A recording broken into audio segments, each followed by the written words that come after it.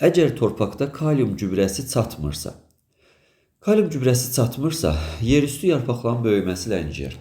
Xeyr, bu azot gübrəsi olacaqdır. Çünki azot çatışmayanda yerüstü hissə yarpaq gövdə.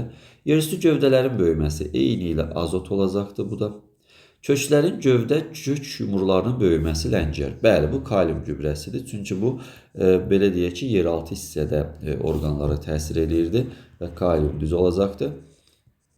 Bitkinin quraqlıq davamlılığı artar. Deməli, çatmırsa əgər quraqlıq davamlılıq necə artsın?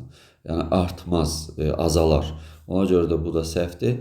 Çiçək açma meyvələrin inkişafı, yetişməsi sürətlənər. Bu da fosforlu gübrələrimizə aid olurdu. Fosforlu gübrələr çatışmayanda biz bilirdik ki, çiçək açma meyvələrin inkişafı ləngiyər. Düzgün cavab köklərin gövdə kök yumrularının böyüməsi çatışmayanda ləngiyər.